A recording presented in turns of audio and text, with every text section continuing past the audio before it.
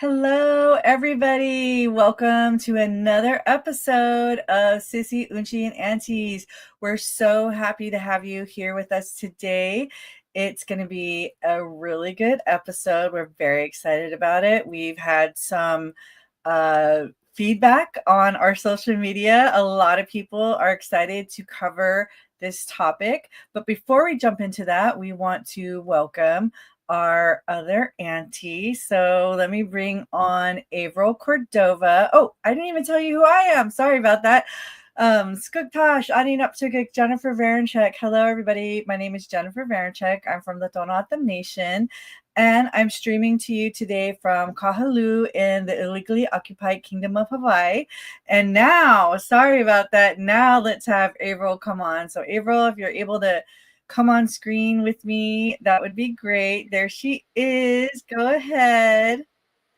Hioho Mitakiape, Avril Cordovi, Machiape, Malakota and Taos Pueblo. My Thama is Joseph Conquilla Cordova. My Eater and my cause, Patricia Crow Cordova. I'm sixth generation from Chief Red Cloud. I'm the owner-operator of AC and Associates. I'm a mother, daughter, community member, auntie, co-host, and I'm so excited for today's show. Me too, me too. So before we get started, for those of you that are new, that haven't been seeing one of our live streams before, we always start off in a good way. And for us as Native folks, as Indigenous people, we like to start with a prayer. So I prepared for today. I'm using my special Slay Today lighter. So I'm going to light some, this is actually California sage. But I'm going to light some sage here and we're going to say a blessing. So some smoke for myself and some smoke for you all. Bless yourselves. And yes, and all our equipment, that everything goes well. Okay, here we go. Deep breath in. Exhale. Creator, we come to you today with so much gratitude and thanks for another opportunity for us to share our thoughts, wisdom, our culture with all those people that are watching this live stream. I ask that you continue to bless us, bless our show, bless us as individuals and all the work that we're doing. Anyone that's out there struggling, I hope that Creator, that you can touch them and make their lives a little bit easier, bring them some peace and some comfort, and bless all the viewers out there, whatever they're going through. I hope, Creator, that you're able to just give them a moment of happiness and joy. Bless the show and bless our families. And thank you so much again for allowing us to have this platform. Oh, I'll talk to you today. Amen. All right. Wonderful. So we got the prayer out of the way, and now we're going to do, I said out of the way. Sorry about that. It's just that we have an agenda that I'm so excited to talk to our special guest. So our next up is our land acknowledgement, and I will pass that off to Avril so she can do the land acknowledgement for us. Thank you. Thank you, Jen. Thank you for that prayer. I so needed it. I want to say hello to everybody that's watching. Please know that we can see your comments. So if you have any comments, please feel free to put them in the chat. Let us know where you're checking in from. Land acknowledgement is a big thing in Indian country, and some see it as positive, some see it as negative. But I see it as a way to acknowledge the relatives whose land I am a visitor on. So right now I'm streaming in from near Snow Mountain Paiute, and that's in Nevada. You may have heard of that area. They're known for powwows in October. You also may have heard of it. This is probably how you know it, as near Las Vegas, Nevada. So that's where I'm streaming in from. And I just want to say hello to the relatives that are watching or here, or that are allowing us to make space and be here virtually. So let us know in the chat where you're checking in from, but that is where I'm streaming from. Thank you. The end. All right. So next we have well, we want to first of all acknowledge that we did not have a episode for you all in July. We had kind of like our own version of a summer break. So here we are back in August, at it again. And so, April, how was your month of July since we didn't have a show? It was, to be honest with you, a lot of things happened in July, but it was very good. I got to go to Minneapolis, and I got to be with family, and it was good. It was the relaxation that I really needed. I also got to go to Taos, New Mexico, my homelands. I got to go home, and I didn't plan to go home, but there was a passing in our family, and I really needed to go home to be with my family and to honor my uncle who passed away, my uncle Frank Marable. Um, you may know him if you went to Taos Pueblo. My family out there is medicine, and it was one of really an amazing man who I needed to honor. And going out there was a long trek. I made it there within 24 hours. However, it was also medicine. So that's how I spent my July. But I know that sometimes it's needed. And although it was for a funeral, I was glad to go back home. Thank you. The end. How about you, Jen? The end. It was very busy July. For those of you that are just tuning in or not aware of our backstories, I am a producer as well as a writer and a director. So I had a short film shoot that just was over this past weekend. So there's a lot of pre-production. So that's what I was going through in July. I also have another shoot happening in October. So it's like one right after the other. So it's a lot, still is a lot, but at least I got one done. The shoot was fantastic. It was phenomenal. I'm just so excited for people to see it. It's a comedy. It was the HFC, the Hawaii Filmmakers Collective pitch winner. 3 times a year, we allow our members to make a pitch, and we pick one, and they get $1,000 to make their short film. And so Isha Lopez was the past winner, and she wrote it and directed it. And we had just so many amazing people a part of our crew. Of course, leading up to it and over the shoot itself, very, it's a lot, not just for myself, but for everybody. Everybody's tired.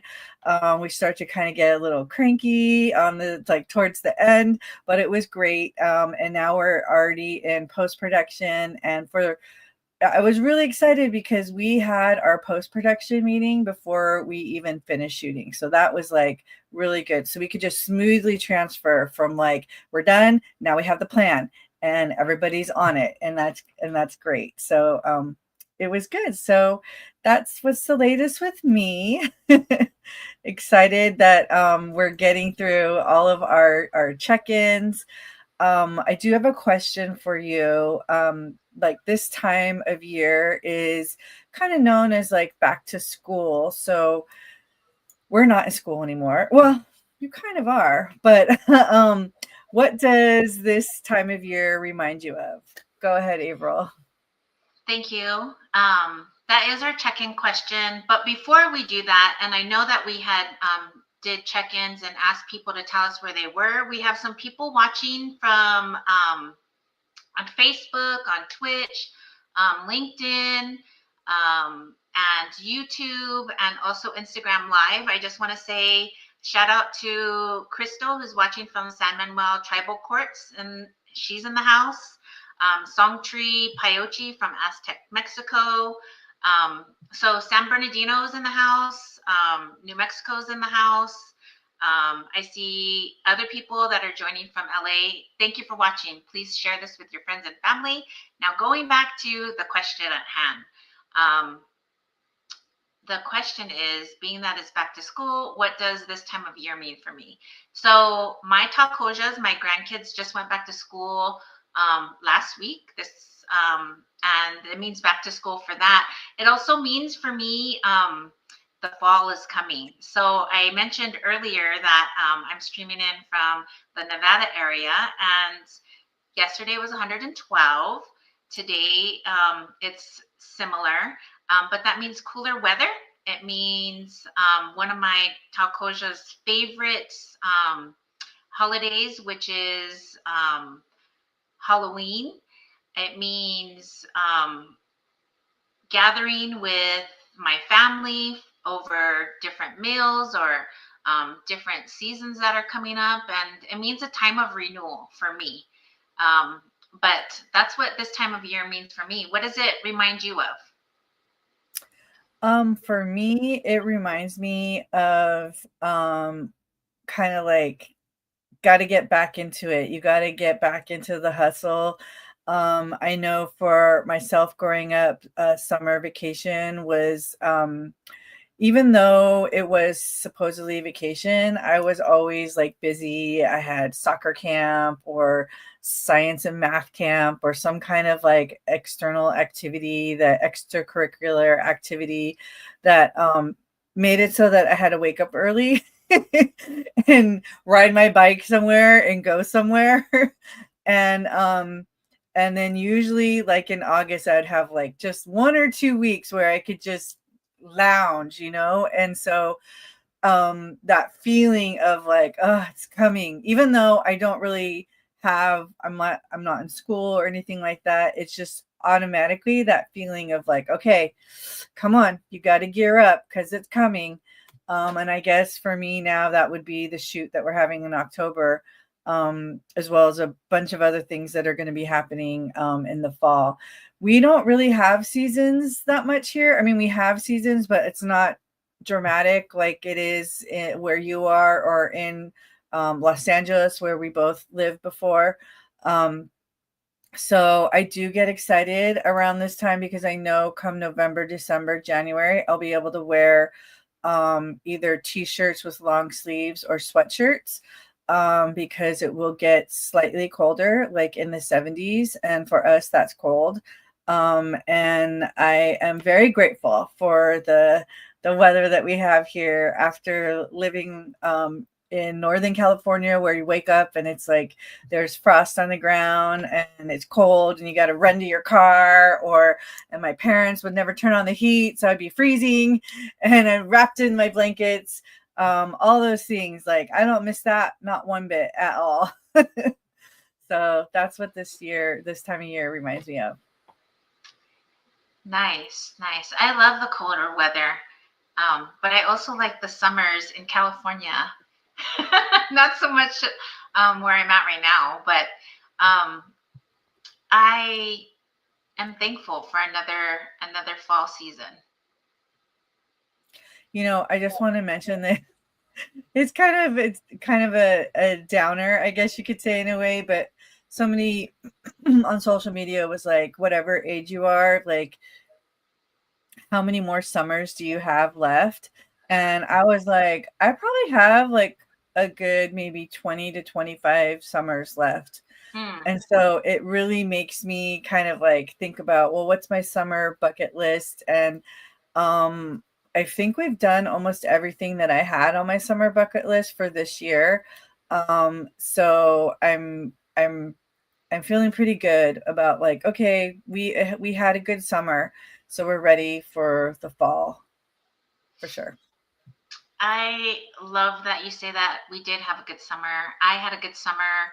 There's always life lessons. There's a lot of things that are going on in the world, going on in our communities.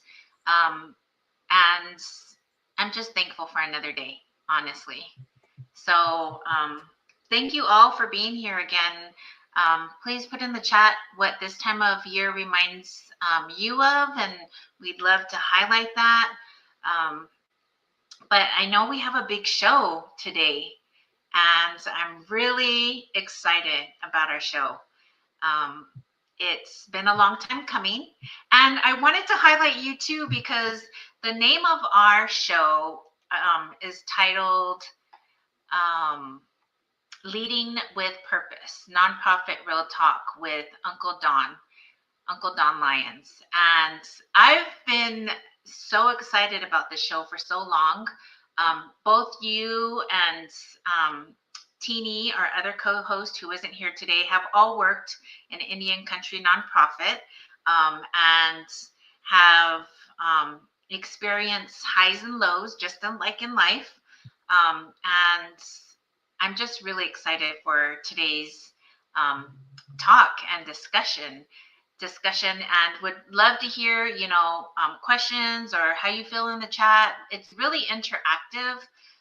So should we get on with it, or should we Yeah, let's get on with the show. All right, so I'm going to bring on our guest. We're excited to welcome our special guest, Don Lyons, our special guest, Uncle Don Lyons, to Sissy, Unci, and Aunties. Don is a proud citizen of the Leech Lake Band of Ojibwe with Six Nation Mohawk heritage, originally from Detroit, Michigan, with over 17 years of experience empowering communities across the country and internationally. He is a renowned speaker, trainer, facilitator. He's a role model to so many, including myself. And he brings Indigenous knowledge and values into every space he enters, and especially this space today. From leadership in behavioral health to supporting the self-sufficiency of Indigenous nation, Don works to uplift, inspire, and drive lasting change. And we're honored to have him with us today. And I can't wait to hear his wisdom and on navigating leadership and creating healthier organizations. So I'd like to introduce the one and only Don Lyons. Hey, Hey. what an introduction, man. I'm so happy and honored to be with you ladies. And I love the conversation. I was like, what does this time of year feel like for me? So Yeah. I was thinking about it too. So I'm really honored to be here. Thank you so much for having me. Thank you. Yes. Well, what's your answer? What does this time of year remind you? It is, well, the transition of seasons are so, as I get older, are so important to recognize and take a moment. And they've been speeding up. I remember when I was younger and I couldn't wait to be a teenager, and then I couldn't wait to be 18, and I couldn't wait to be 21 and then go to college and all this stuff, which were important milestones. But I remember people telling me that, hey, you should enjoy this because it goes fast and it goes faster. And now I got 10-year-old son who's going to be 11 soon. I got a teenager, 13, who's going to be 14 in December. So, and it's back to school now. And so it is a change of seasons and back to school. And it's exciting. It is anxiety building a little bit. It's a little bit sad, because I love having the kids around at the house. And now they're going to be at school for 6 hours a day. And it's going to be so quiet. But I'm excited for the changes. Fall is my favorite time of year. And so I'm excited for the change of seasons and how the land changes and things that we can do. And but I'm trying to slow down time if I can. And that's been a hard thing to do, but I've been trying to be more mindful in the moment for things. So the change of seasons is always a good reminder that we got to be mindful and be in the moment. Yes, for sure. I have a question for you. Are you the type of parent that takes the picture on the first day of school where they hold the sign and they're like, 100%. What grade? Yeah. 100%. My wife is the one that gets it all together, but I am definitely I look forward to those over the years, Yeah. And so we have hold the sign. My first day is going to be 8th grade for my daughter, and then 5th grade for our son. And so we got every year. So I look forward to that. Mm. Well, we are so thankful that you're here. We have some comments and it's from our viewers. Maria, getting ready for summer and fall harvest. She also says that she loves this guy. I love this guy too. Also, going back just real quick, this time of year also for our pueblos are a lot of feast days. Mm. A lot for Taos Pueblo, September 1st is a big feast day. It means inviting individuals into your home to eat. You know, there's different feast days for different pueblos, but for me, you know, I love feast day. Got to wear um, those stretchy pants Yeah, get because you're ready to invited eat for to, sure. Yeah. yeah, so many homes. But I really do love this time of year. Um, so yeah. Great. Well, we would like to dive into our questions that we Yeah. have for you. So I'll our first question is you know, we heard a little bit about you in Avro's intro. So can you just tell us about your upbringing and how Detroit's urban native community, how did it shape you? Yeah. I was thinking about that question. I thought, I love Detroit. I love where I grew up. And this question has been coming up more and more in the last handful of years. It's pretty interesting. And it makes you think how your experience shaped you, right? And you don't Mhm. really think about that until you get a little bit older and you look back and say, Mhm. oh man. So I grew up, so I'm a citizen of Leech Lake Band of Ojibwe. That's my father's side. I'm Bear Clan on that side. And my grandmother and my dad are from Onigum, which is an island in Leech Lake. And from Onigum they're Aikens, Bungas, Jacksons, and Lyons are my family there. And interesting enough, you know how it is when you're enrolled. This is how I'm leading up to Detroit. Okay, so I'm a elder in training. Get long-winded answers to get back We're to. here for it. We're here for it. Don't All worry. right. So my grandmother, you know how they have the enrollment, like where they traveled around Red Lake, White Earth, and Leech Lake area. My family did, and so when the agent came in, my great grandmother was in White Earth, and so it's funny enough, the only ones that are enrolled in our family in Leech Lake is me and my dad and my sister, but all our family are from Leech Lake. Like my grandma says, I don't think I ever been to White Earth, but that's where she's enrolled. So it's really interesting how those dynamics work. So my grandmother on my dad's side, they were part of the relocation area. My grandmother's survivor of boarding school, Sisnawapton boarding school. They took her when she was about 5 or 6, and then she came Mm, back when she was starting high school in Walker, Minnesota. mm, So, but she graduated, and then her family went to Detroit. Was one of the relocation cities.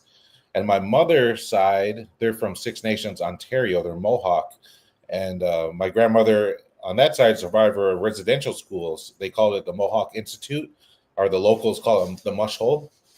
And I just recently went there, probably about a month ago, and so I always hear stories of it, and it was like a spiritual healing journey to go to that place because my grandma was in the community, but my grandmother lived there on my mom's side, and so driving, it was a long driveway to this old house and a whole big building actually, and you can feel how buildings, places, and spaces hold energy.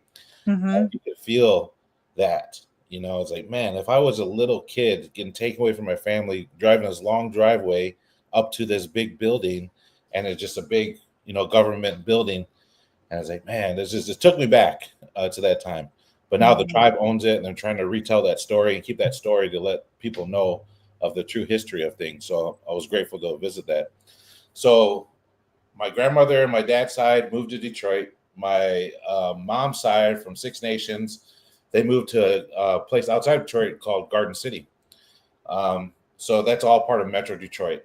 So I grew up in Detroit. Like it's an ongoing joke that some people in Avro, maybe you have this when you live in LA, like Detroit is Detroit, right? There's parts of Detroit, Detroit. It's not a suburb. You know the suburbs, But when you grow up in Detroit, I grew up in Detroit, Grand River and Joy Road, right? By St. Cecilia Church was a big basketball place, and University of Detroit Mercy.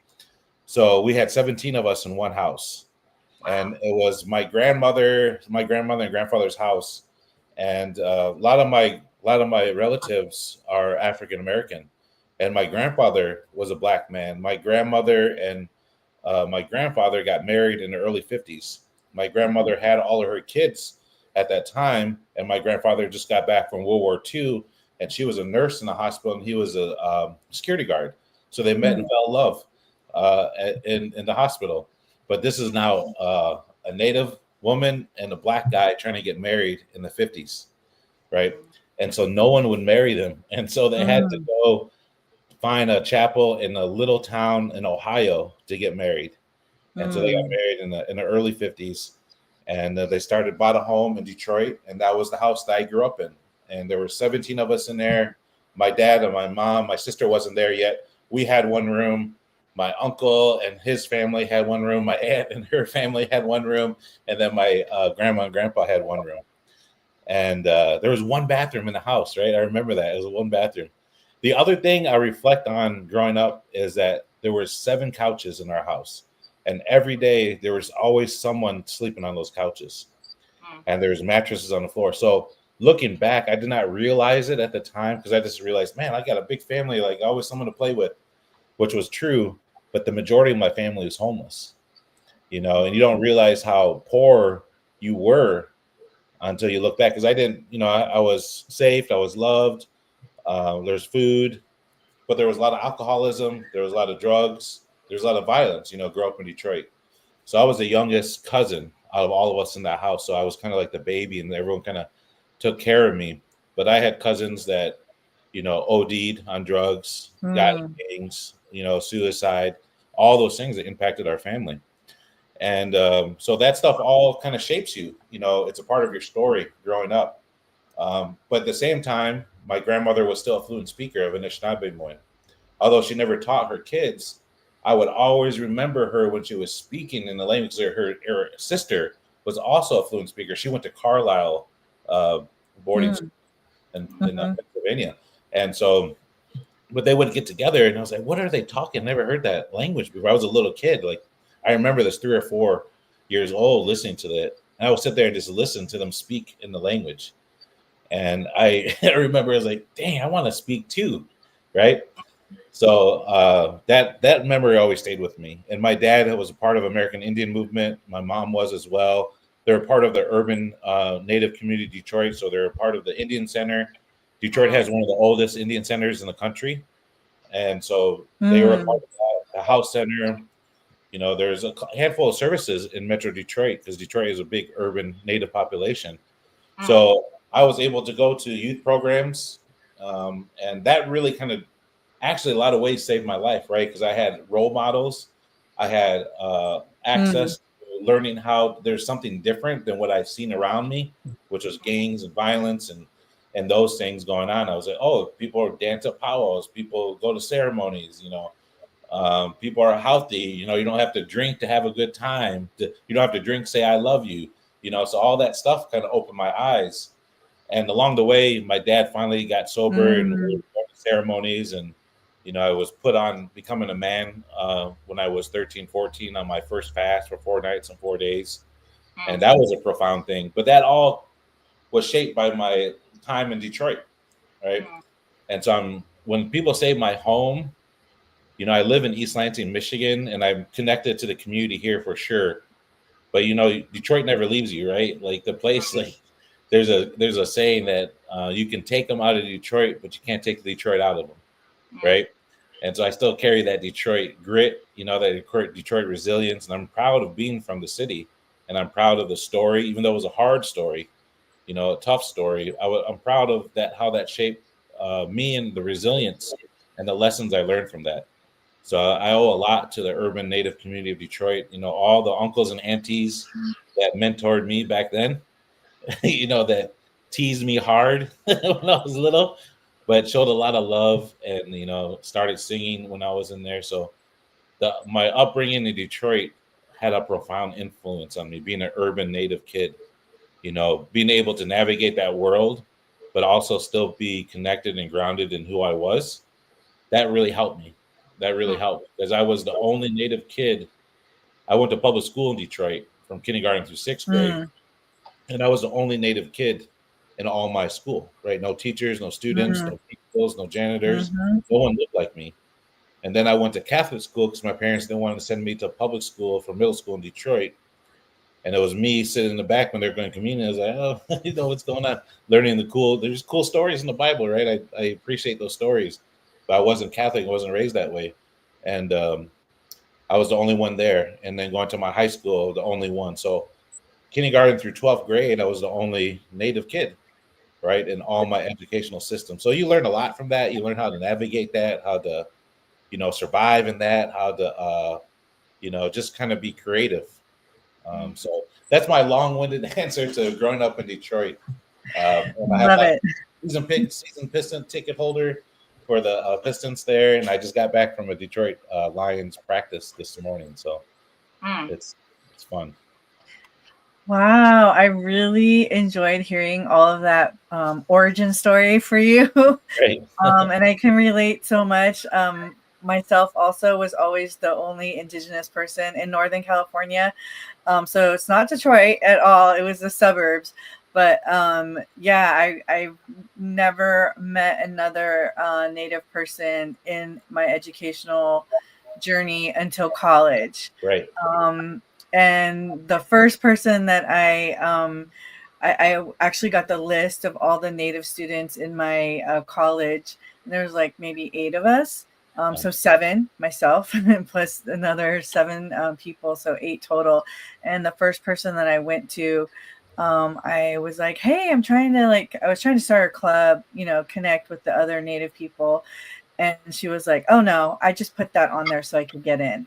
And I Right. was like, oh, Yeah. okay. Big money dropped from the trees or something, or yeah, magical happened. Yeah, Yeah. I heard that all my life. You don't have to worry about it. You're going to go to college for free. And Yeah, you don't pay taxes, Yeah. exactly, all these Yeah. myths. And I'm sure my parents are like, nope, not at all. Pay a Not lot of true. taxes. The funny story was somehow I got a the I got recruited to Michigan State, like not for sports, even though I wanted to play. I was like all-state basketball player, and I wanted to play sports, right? But I just talked myself out of. That's a whole nother podcast and story about that.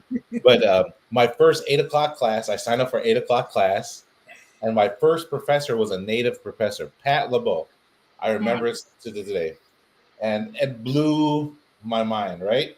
So from kindergarten to 12th grade, nobody liked me whatsoever. And then I go to my first college class and I got a Native professor, my first class at Michigan State University. And it blew my way. That has always had a profound impact on me to remember seeing Pat LeBeau, Dr. LeBeau up there being my first professor up there. And I was like, dang, because sometimes you think like, okay, if he could do it, I could do it, type of Mhm. thing. And that was Yes. the representation matters. And so Yes. that was a big thing for me. So I always remember that. Just stumble into class, 8 o'clock, like, oh my God, this is hard. And I get in there and I just like blown away. Like that's my professor. Yep. You can't be it if you don't see it. Right. Yep. 100%. That I also love your origin story. I love, how through your eyes, Detroit and your Indian community has shaped you. And I understand the long-winded question or answers. Yeah. My daughter and others have told me, can you just get to the point? And I'm all, no, I can't. You got to hear what I got to say. But, growing up for myself in Downey, California, which is a suburb of Los Angeles, I have a twin sister. So I wasn't the only one, she was there. Yeah. And my mom and dad always took us to, they were in the Indian community. They relocated together. They were part of that, those families that came together and made community within the urban area. So I appreciate you saying that. My dad we always went to Indian centers, had summer in the summer, were able to have jobs through the Indian Center. And, you know, that really has a profound, gives us profound lessons within our life to turn to these nonprofits. And, you know, it shapes us in many different ways, not only the nonprofit, but our community, you know, our relatives, what we've seen, what we've gone through. I heard you say, you know, how you love your kids and you were able to come home or have them come home after school. I'm thinking of my own grandkids. You know, I don't know where I heard it. It must have been on social media, but sometimes people don't want to come home to, you know, their kids don't want to come home to whatever it is that they're seeing, or the toxic ways, or, you know, just different things. But there's been so many things that shape us. And today's show is talking about, you know, leading with purpose, nonprofit talk. So going into our next question, many of us have worked in nonprofits where the mission is powerful, but the internal culture is toxic. And it can be similar to our own lives. You know, we've been through a lot of trauma, historical trauma. But the next question that we have for you is, what are the early warning signs people should look for when going into nonprofits? And I know it flips a whole like 180, but it also is part of our stories and growing up and being here. I just want to, you know, be mindful of the time and people that are watching, and just really having this discussion. Right. And I appreciate that question. These are like, they're dissertation questions, right? Like, but they're good. That's a meaning to have a good in-depth conversation and think about it critically. Because I appreciate the space that you're creating with this, you know, the show that you're having, because it has us real conversations about who we are, where we come from, and our hopes and wishes and our plans for the future, which I think is really important. So this question, you know, what I think about when I hear this is that the early warning signs, right? So I take a step back, and I've had to learn, because I was a behavioral health director at an urban non-for-profit health organization. I've been on the board for non-for-profit organizations, volunteered time working at non-for-profits, have facilitated and done GONAs and worked with non-for-profit strategic planning and things like that. So I have a lot of exposure. And also growing up, like I said, like that, those programs saved my life, right? They put me on a path that otherwise I would probably be in jail or dead. You know, that's the ultimate what it comes to. So without those programs and the people running those programs, it would have been a different story for me. And I know that's similar for a lot of people. So when I think about this, what I've learned is you had to take a step back, right? And what you said, Avril, is like the unhealthy things that have happened to us, our families, our communities. A lot of those things have started to normalize. So the unhealthy things have been normalized in our families, in our organizations, and in our systems, right? And if we think about how those are normalized and how people have coping strategies are roped around unhealthy ways of coping, then they take those to the workplace, they take those to the systems that they create. And that's a tough thing, right? But what I learned is that you have to take a step back and focus on what you can control, what's in your spirit influence and what's not in your spirit influence, right? That's a tough thing to realize. Sometimes we're so passionate about our communities and our people and want to see change so profoundly that we kind of dive into it. And but the more that we learn about our story and who we are, you know, where we come from, you know, for me as a clan, do I know my clan? Do I have Indian name? Do I know where my grandparents are from? You know, can I speak a little bit of words in my language? You know, I've been to some of the ceremonies. Like if you get grounded in all those things, you can navigate a lot of tough things that we go through in organizations. The other part is that the trauma has impacted our organizations to the point where it's promoting the deficit way of thinking about things, right? Like I always say, you know, writing, we all wrote grants. I've helped write grants, evaluation for grants. Tell us your worst story, you get the money, right? And that's kind of how the game is played. And then those funding streams kind of shape us. And we have to look at the deficit model. Before we know it, we're actually feeding our energy into the things that we're actually trying to get rid of.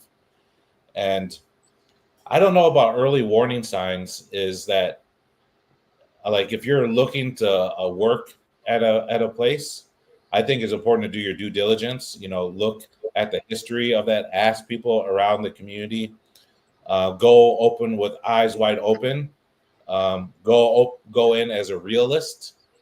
Go open, understanding your story and understanding that trauma has a way to impact us, our families, and our organizations.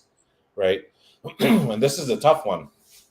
Is when you work in our communities, I always say the hardest thing to do is work in your own communities, right? That's one of the hardest things that you're ever going to do in your life, but it's also the most rewarding thing that you can do in your life, right?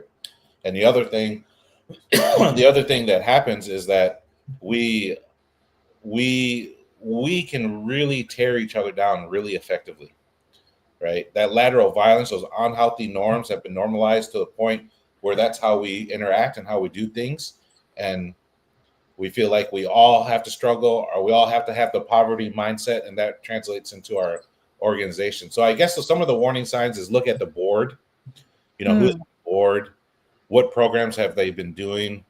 Have there been high turnover on leadership at the organization? That's a warning sign, right? Has been high turnover in the organization itself, with direct program coordinators, frontline staff, receptionists, board members, and then that's some of the early warning signs. But what I tend to think about when I think about this question is you really have to focus on what you can control, and be mindful of that, because a lot of times, like I said, we want to see change, and we want to see it so badly that we think we can change the world.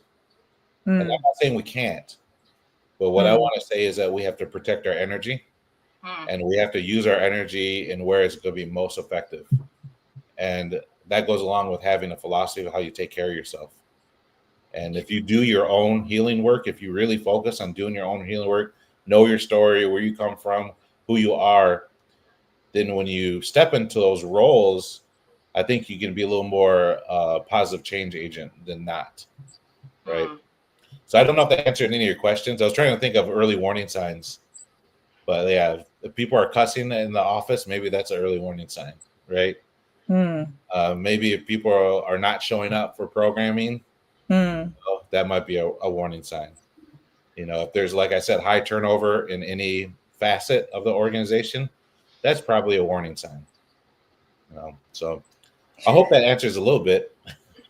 It does. It does. Yeah, for sure. You kind of led us into our next question. So I'll just read you the next question. So, what strategies have you used to protect your mental and emotional health in toxic organizational environments? And before you answer, I want you to consider that some of us, like, I'm just going to speak from my own experience. When I started working at organizations, I was adopted. So I was not raised around the culture. I wasn't raised around the reservation, but I had a very gung-ho, like, let's do this type of attitude, which I quickly found was not, I don't want to say welcomed, but just not like, they're like, oh, Jennifer, she's the college girl, or even like she's the white girl, even though I'm full blood Tonoatam. So from someone who's maybe in their reconnecting journey, or in an urban setting where maybe things like ceremony or having conversations with elders, things like resources, maybe this urban center or this center might be the only available resource for somebody. So I'll give you the mic. No, that's great. A part of my, I guess, healing journey, because it's not like a one thing. I always tell communities who do Gona, like, this Gona is not going to solve all. Actually, I don't bring any of the solutions to the issues the communities face. because I believe the solutions are already in the people. This process might create for those things to remind us of how strong, how beautiful, how resilient we are. As a role as a facilitator, that's my role, to create a healthy structure to remind you how powerful you are, and then find ways to help you utilize that power, right? So part of my journey is I was like being the only Indian kid is I'm a light skinned native guy, right? And I was like, man, I like, and even in school, they're like, you don't look like an Indian, like that. So sometimes I don't even tell nobody, like, I'm not, because I pass, right? Oh, he's Mexican or he's something, right? He's not white, he's something. So for a long time, I was like, ah, man. And I would even ask my dad, "Are you my dad?" Because he was really dark, and my mom is light, right? And so, like, I learned that I can't control that, right? I can't control that. That's something I can't control. I can go to Tanny Booth or whatever, try to do that, right? But ultimately, that's stuff I was born with, right? That's who I am. So I grown to accept that. Um, and I share that story because the going to the organizations and feeling accepted to belong is an important thing, right? At the hierarchy, Maslow, who stole the stuff from the Blackfeet over there visiting with them, the hierarchy of whatever. The sense of belonging is really, really critical for human beings. And if we can create space to do more of that, I think it'll be a better world, right? And I would say we're all on our journey to reconnect. We're all of us, because what colonization has done has impacted our connection, right, in different ways, has severed our connection. If that wasn't true, we would all be speaking our indigenous languages and understanding each other, right? But we're speaking English because English is a tool for us to have a communication about this right now. And so we're all on our own journey for reconnecting, and that all looks different for each of us. And I think that's important to recognize and be reminded of that. And that's where some of that toxic environment is, that we sometimes have a tendency to try to out Indian each other. Like, I'm more Indian than you, or I'm the better kind of Indian than you, or I'm the real type of Indian than you. Or we try to do like, that's not the right way, this is the right way. You don't know, I know.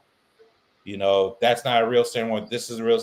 We have those dialogues sometimes in our communities, and it sometimes becomes, and even when we work with non-native and other communities, it becomes the oppression Olympics, right? My people are more oppressed than your people, and we're like, those are situations where the unhealthy norms have been normalized because they have forced us to be pitted against each other and fight amongst each other. That's what those systems, that's what colonization is intended to do, is for us to tear each other down.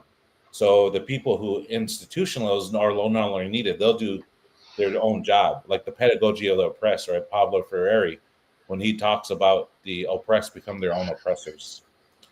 And so I see that, and in our families and our organizations and our communities. So some of the strategies to explore that in healthy ways, to transcend that in healthy ways, is, again, know your story, or find out your story, be strong enough to ask questions and go on that journey and own your story, because that's a tough process, right? If you've been disconnected and then you feel like you have this void in you. And I think what happens is we have that void, the universe doesn't like vacuums. And so that's either filled with hatred, it's filled with negative thought, negative things, self-harm, alcohol, drugs, forms of addiction, right? But a part of the strategy is learning your story and going on and being strong enough to take healthy risks to go on your own journey to learn your story, right? And this is tough work, right? This is tough work to know where you come from, who you are, all the good and bad and ugly. But I find when you start exploring your story and you start owning your story, then you take back that power that was taken away, that we perceived that was taken away from us. And then we start collecting our power, and that's a way to protect our spirit and our energy, right? And the best way to think about this is, protect I'm thinking about the question, mental and emotional health in a toxic organizational environment, one of the things I question is, am I a part of this toxic environment? Am I contributing to it? Because it's so easy to say, you did this, you did that, you did this. And the first place to always start is, what am I doing? Well, that change has to start right here, right? Because it's so easy to blame and shame other people. And that's a part of the unhealthy things. It's hard to take accountability. It's hard to be self-analyze. And so how am I contributing to this? What have I done to hurt other people? Have I gossiped? Have I contributed to this negative, toxic environment? And if we're honest, we probably say, yeah, to some degree we have. And so owning that and being accountable to that is the first thing, right? That's the first strategy I would recommend before you start blaming and shaming and doing all these other things. The other was learn your story. Be strong enough to hold yourself accountable to learn your story. And now this is a short, I'll try to be brief with this, but this is another story that's been marinating in my head with all the political dynamics that we're involved with, right? There's a story of a Wendigo, and a Wendigo in Anishinaabe is a spirit of excess. And so at one point, we all carry the spirit of Wendigo. We all carry the spirit of excess and greed and ego. We all carry those. So the story goes that this Wendigo was a human being, and this human being started wanting more and more attention, more food, more recognition, more resources, more this, more that, more and more and more. And then it started becoming something that wasn't human no more and became this kind of monster. And some people say it was like a zombie. We had zombie stories, or monster stories. And so this Wendigo started consuming everything around it, taking the trees, the animals, the plants, the people. And it was something that was just terrifying the community.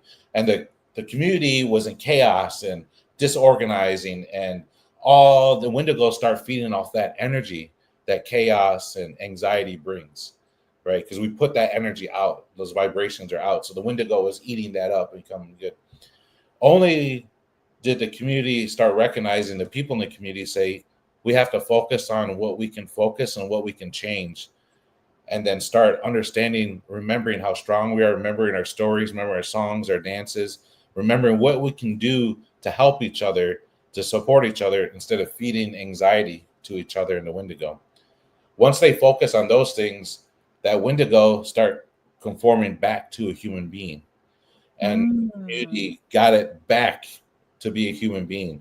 And I always have been reflecting on that story, because we know we want to be politically active. We want to be out there. We want to be, and I'm not saying we shouldn't, right? But what I'm saying is that as much as we're trying to be against something, we have to remember that we have to be for something. What are we for? Because if we're not careful, and if we're not taking care of our spirit, and if we're not doing our work to take care of ourselves and focusing on what we can focus on, then we might become that Wendigo. We might actually become that thing that we're fighting against if we're not careful, because that's how these systems work, right? And someone said the systems eat your spirit if you're not careful, and I think that's 100% true. So this is a little bigger than the organizations, but I think organizations are a microcosm of our society in a lot of ways. And how do we create those healthy systems in our organizations is an important thing to think about. But that starts with healthy people and finding ways to have healthy dialogue. And the last thing I'll leave on this is for this question is, we might not agree with everyone, and we shouldn't agree with everyone, because I've come to realize that no one has a monopoly on the solutions. And if we practice listening to understand and hear each other and not listening to respond, then we can be more productive in tearing down these toxic environments and being more solution focused. But that takes a lot of hard work on the individual side, right, to do this. So, but I appreciate that question. And again, I feel like I'm not answering them, but I'm giving some thoughts and ideas, and hopefully some people are finding it helpful.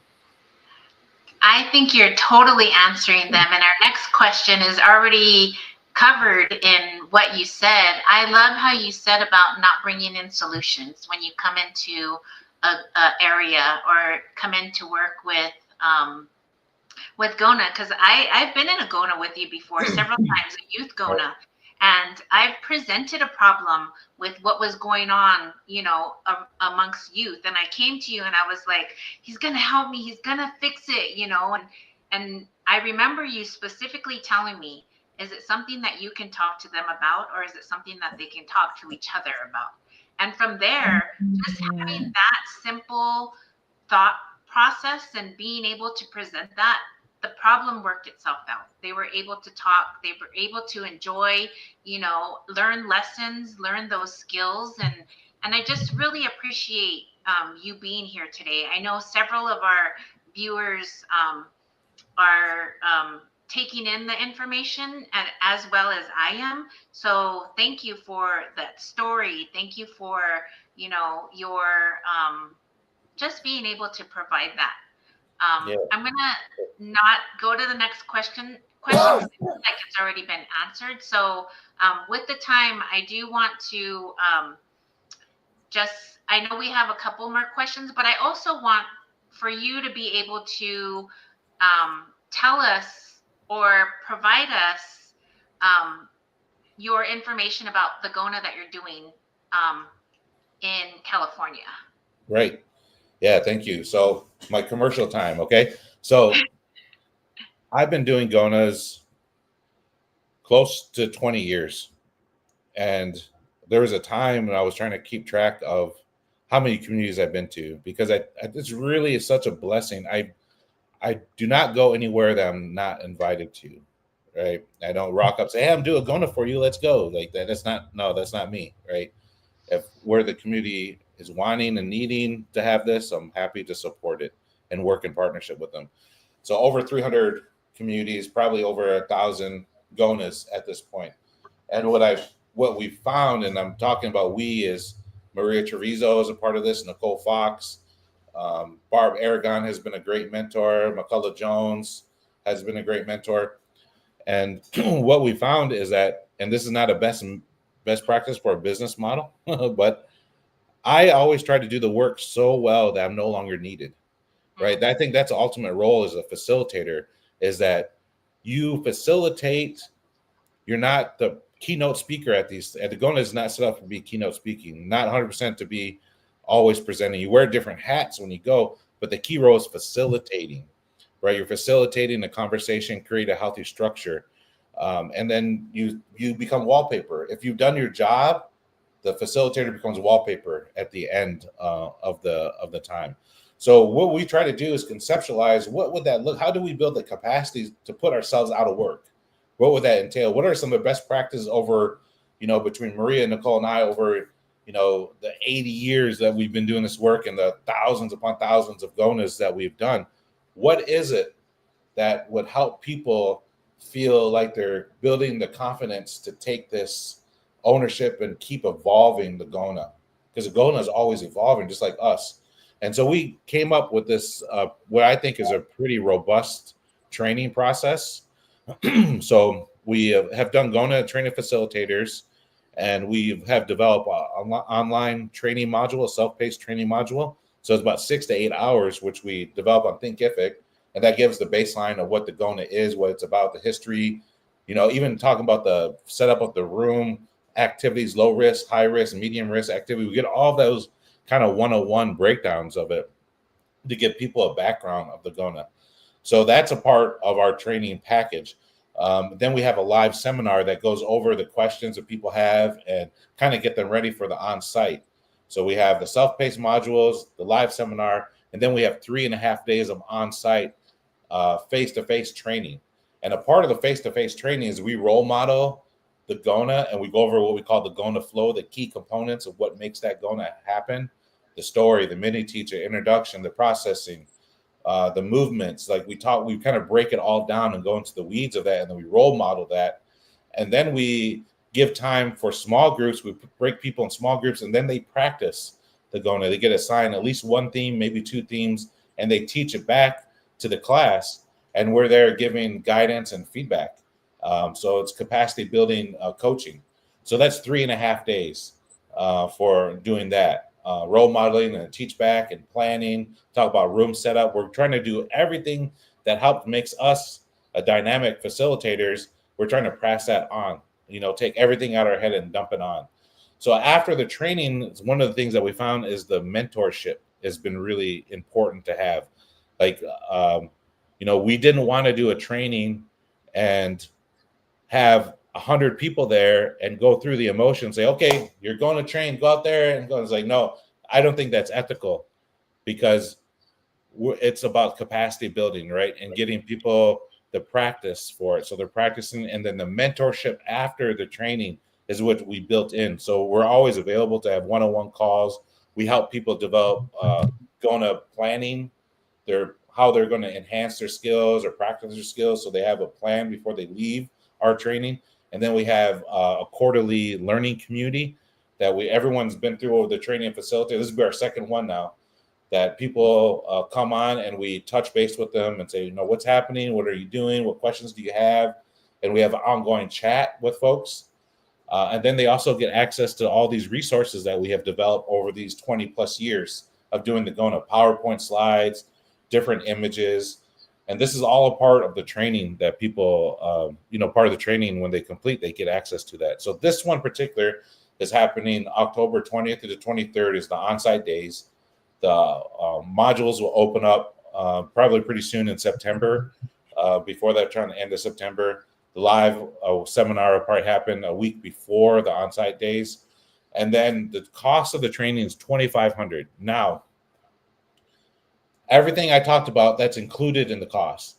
And there's more, Avril, that the $2,500 includes your lodging and all your food for the on-site days.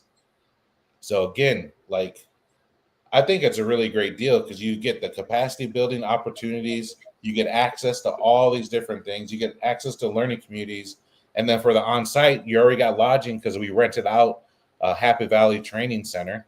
So we have that in Santa Cruz Mountains, outside of Santa Cruz. It's a great facility. We've done events there, so we rented that whole place out. There's cabins there, so the $2,500 gets you access to all that stuff, and for all your meals. And the food is pretty good. I'm a foodie, and the food is good. They feed you well, but all the lodging. So the benefit of being at this place is that we have training days, your typical 8:30 to 5, but after we have more time, we make ourselves available to one-on-one coaching. We go have practice, go over icebreakers, energizers, movements, low risk, high risk. We get more into it even after the training time. And plus we have a good time. We might have a karaoke night.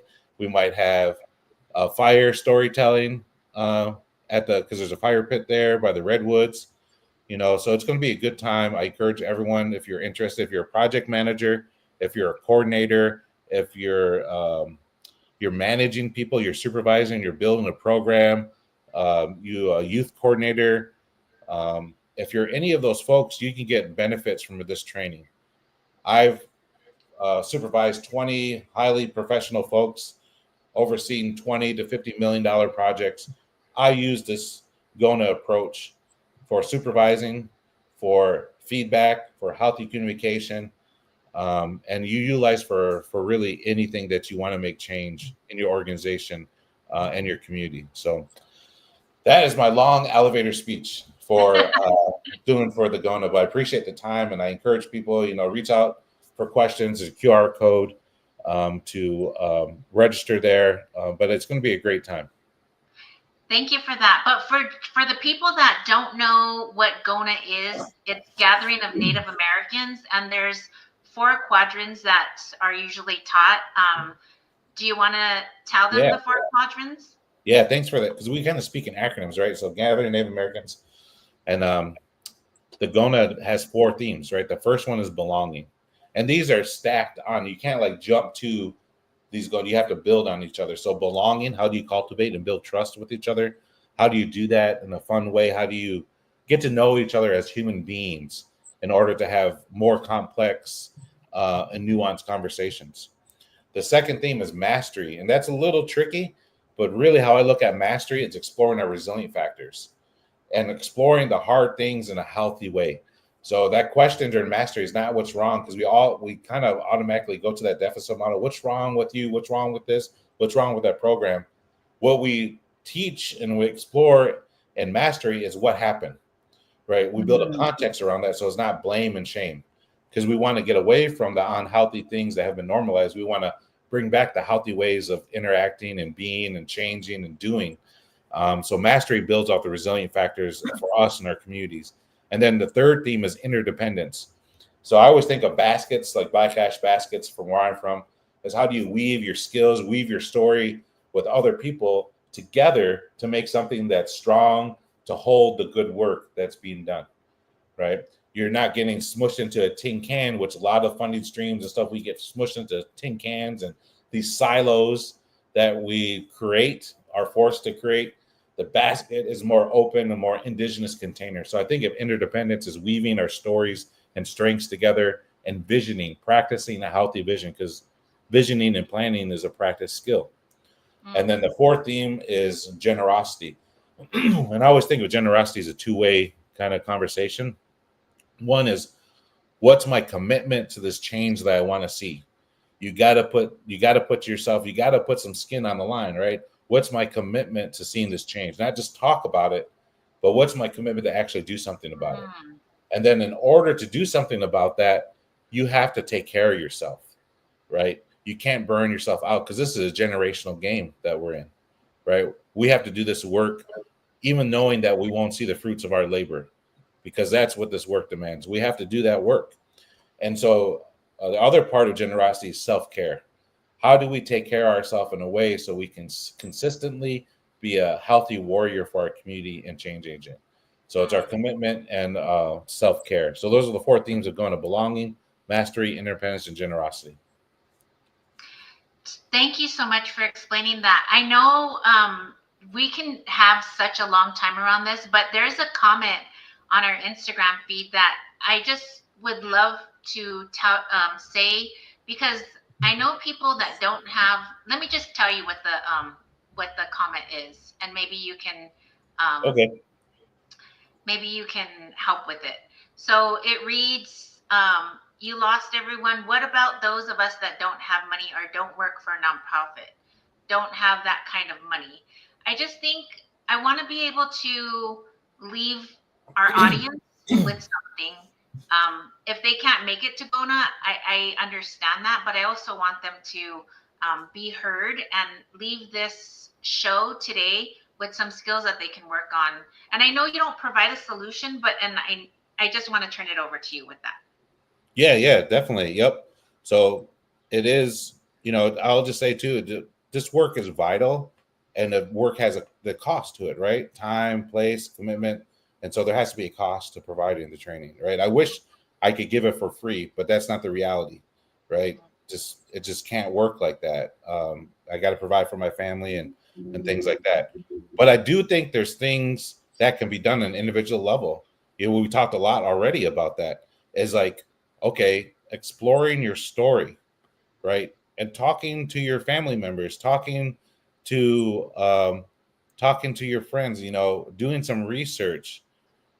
That is something that we can do, right?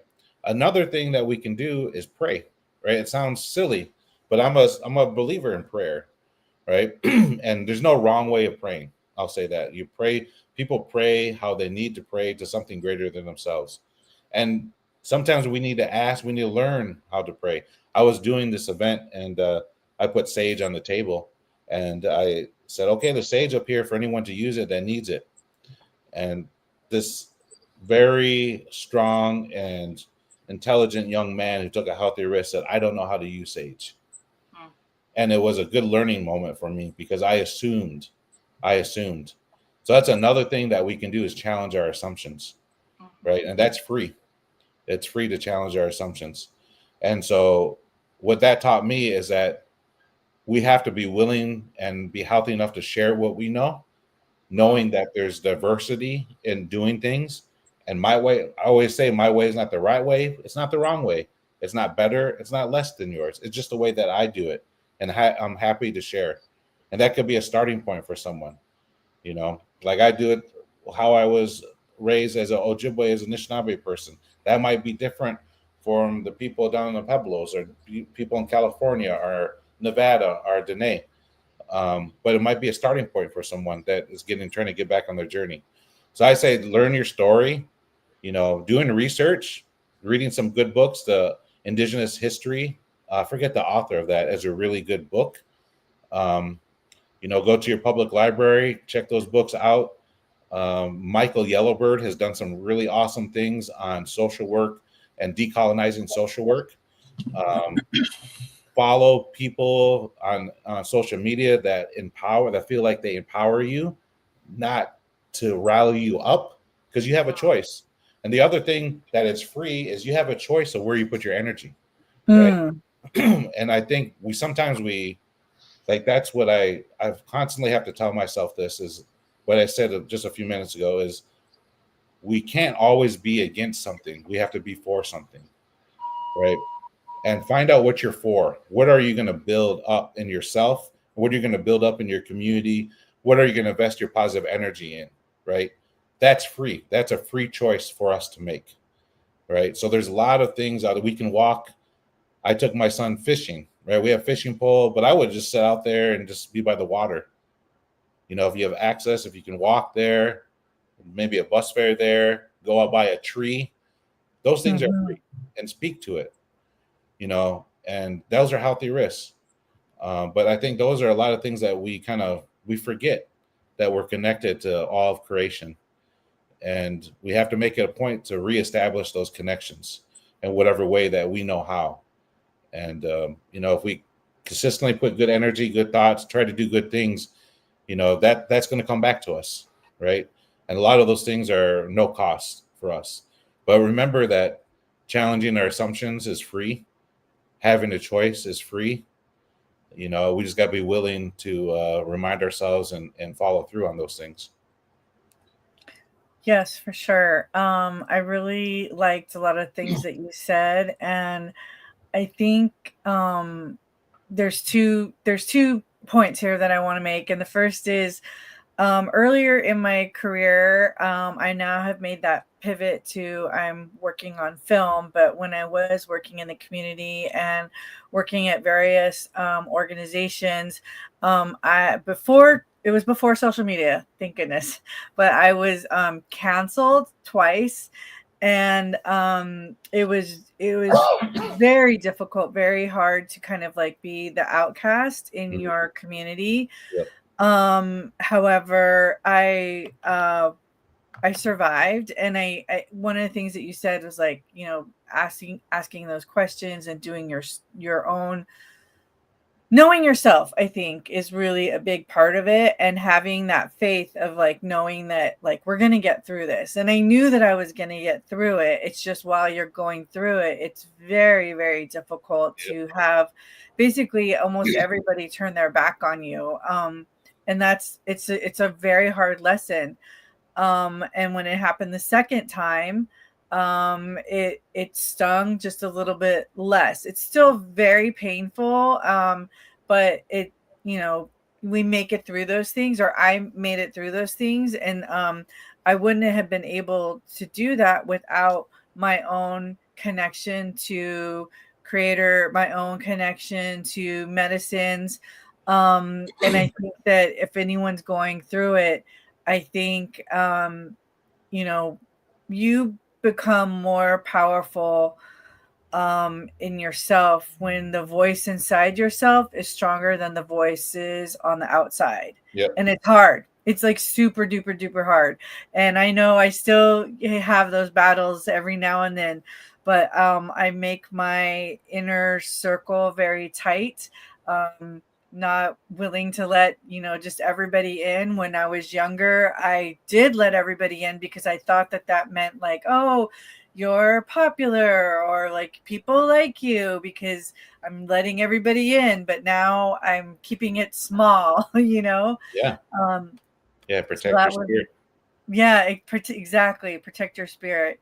And then the second thing was about prayer, for myself being adopted and really wanting to know more about my story.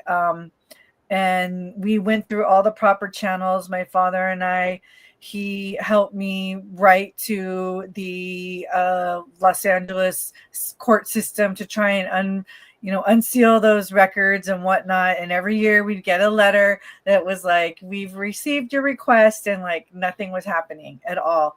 And so through prayer, and I don't think this is coincidence, I happened to be at a meeting on a day where there was another Tonoata man who had just gotten his records unsealed. And we connected, and he was like, this is what you do. You call this person, blah, blah, blah. He gave me directions, and I called, and before you know it, I reached the right person. And she was like, okay, I know about your case. I know what you're trying to do. Let me talk to your mother, and I will let you know what the answer is. And like 15 minutes later, she called me back, and she's like, I just talked to your mom. And it was just, a lot of people are like, that's a miracle. And I was like, I mean, it is, but at the same time, it's like I had been building up all those prayers to make something like that happen.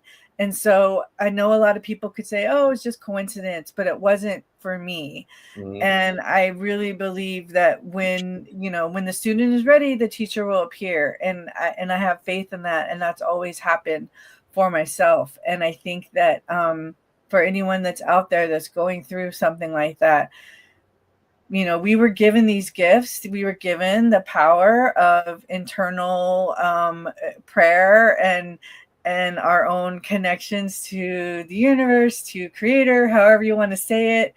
And I believe in that. And it's always led me through those dark, hard times. So I just wanted to share that. Yeah, thanks for that. I think, a couple things. I know we're getting short on time, and Avril, you can pull the plug on me. I'll try to be short though. But because it's relevant to the conversation that we're having about healthy systems, healthy organizations, specifically not-for-profit organizations. I'm a proponent that we should have for-profit organizations that are owned by our community members, right? Like, we should look at building generational wealth, right, and break the poverty cycles, because poverty is a risk factor for a lot of things that we have in our communities, right? But to me, generational wealth is learning your culture, learning your identity, learning your story. Financial literacy is a part of that, right? How to save, how to invest, all those things. But to me, it's like you're understanding your culture and identity. The part that Jennifer, that you were sharing, and this resonates, right? Because it's like those elder thing. There's a difference between elder and senior citizen, right? Like, it's not to me, it's not an age thing. Elder could be a young kid, right? If that person has wisdom that I've helped me, and that person's willing to share it in a good way, to me, that person's an elder, right? There's an element of having life experience and honoring that. But it's a difference between senior citizen and elder to me. And so that's the same thing when I think about leadership. Like, this idea of servant leadership is, for me, more indigenized leadership, like being able to lead to create the capacity within the people, right? And traditionally, our leaders stepped up and stepped back, right? What our community at the time, and what skills do we have for someone to lead us in that way? And when that time was over, they stepped back, right? And someone else built that capacity up. And so at different points in time, I'm starting to see myself as not pushed, right, but gently suggested to be more leadership roles. And I've had good mentors, and I want to put this out there because you hit on something. Is like, when you take leadership roles, for any leader, you have to be ready to take the things that come with it. And when you're trying to change systems, you're going to have people attack you because you're trying to change systems, right? And there's comfort, there's power, there's structure in those unhealthy systems. So one of the measuring sticks that I always kind of remind myself is, okay, if people are coming at me in a negative way, that might mean I might be doing something effective, right? Because especially the folks that are coming at me, right? Because they might be the old heads in this old power system that benefited them, but not the community, right? And so that's a marker for me. So, okay, I might be on the right track, but it doesn't make it easy, right? And I always try to remind myself the integrity and dignity are big things, like morality and all those things. I try to carry myself. I try to walk the walk as best I fail. I fail at it, right? But I always try to walk the best I can and try to be honest with people. And this is something I think about, and it goes to what you just shared: is can I speak in a way that, because that my kids could respect and understand, that my kids could respect and understand, that doesn't shame my family, right? If I can walk in those ways and tell truth in those ways, then I should be comfortable in speaking my truth, right? Mm. And knowing who I am helps be able to do that, right? Being grounded in your support system, like you talked about, having small circles, having a support system when you step up in these roles is important, and understanding who your support system is, right? And so for me, it's like, okay, if I'm in these leadership positions, which I'm more, getting those positions, is okay. How can I hold this integrity so I honor my family, right? That it's not about me. I might be the steward of a process, but it's like, how can I leave something for my kids to take that's something better and someone else's kids? Mm. So, I hope that helps, because it's hard. It's hard to be a leader. It's hard to be a leader in our community, Mm-hmm. right? But leaders are needed, and people need to step up. Because I looked around one time, I was like, we should do this, we should do that, and then I had to look in the mirror, like that Michael Jackson song, "Man in the Mirror." Yeah. I was like, oh man, I'm the one who's going to have to do this. Like, that's the natural part of things. People pass away, people retire, people move on, and we have to step up in a healthy way to continue to build that. And it's tough sometimes, but take care of yourself, know your support system, and speak with the integrity of honoring your family, and you won't do wrong. Mm. That is Yes. such great information, and I love that we can just share space. I love that we can be here and be able to have a safe space to talk about this. It's been a long time coming, Yeah. show, and I've been chasing you around, Rez and Las Vegas and everywhere. Just kidding.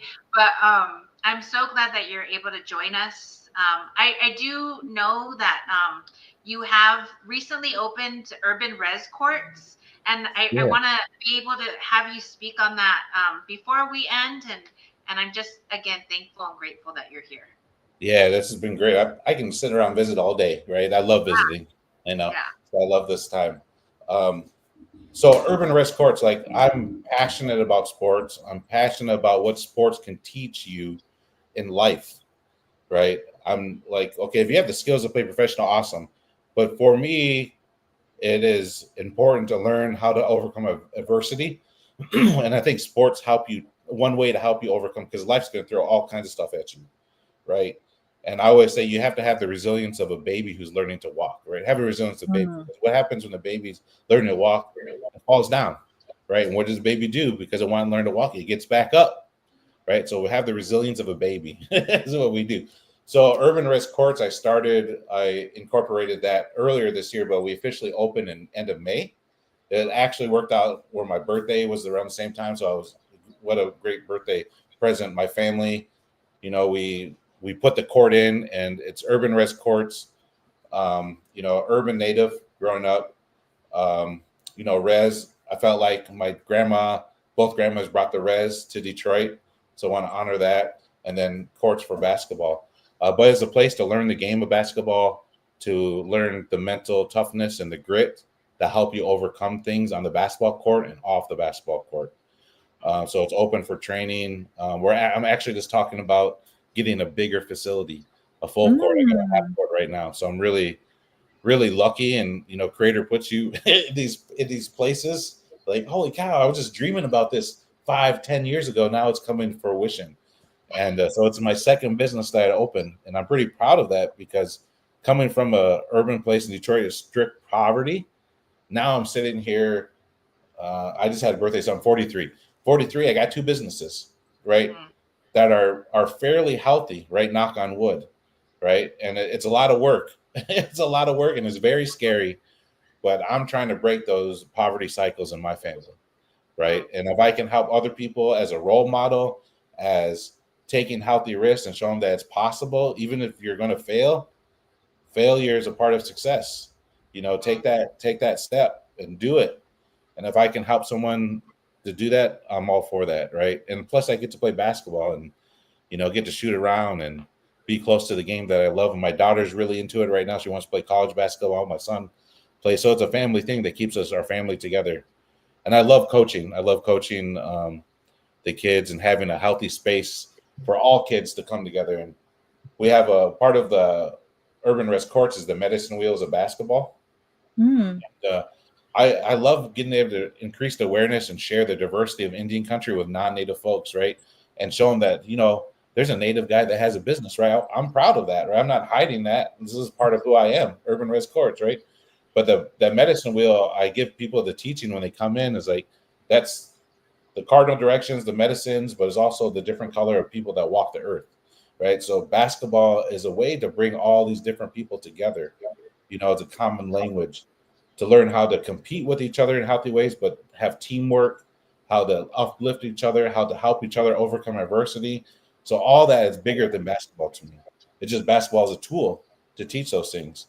So I appreciate the time to give that story. But if you're ever in the Lansing Hazlet area, come check us out, Urban Res Courts. Follow us on Instagram. And I look forward to growing it.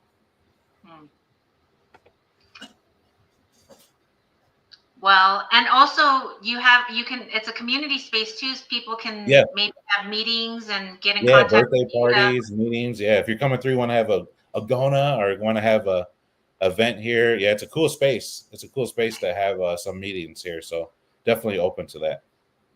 Awesome. Okay, Jen, gonna turn it over to you. Yeah, so of course we want to thank you so much for being here. I think I speak for both of us. We'd love to have you back on. I know there were some comments in I don't remember, what is this? I think I'm watching Instagram. I have it over here on my phone, but we have comments that I'm like, oh, I wish we could get to it, but we don't have time. Yeah. So we'll definitely be in touch with you for that in the future. Our next show is September 25th. So audience, please join us for our next live stream, September 25th. Avril and I are really starting to work on getting the word out more through our social media. And thank you to all of those people that saw on TikTok. We had over 5,000 hits, which is a really big number for us to have people interested in the comments and the questions that people had.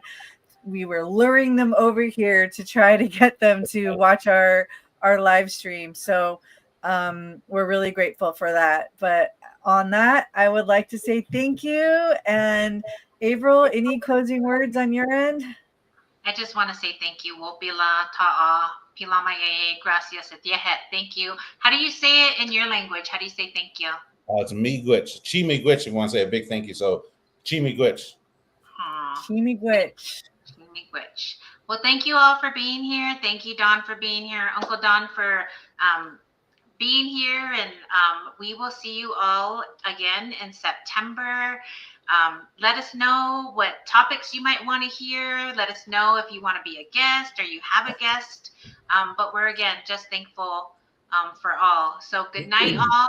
And until next time, we will see you again.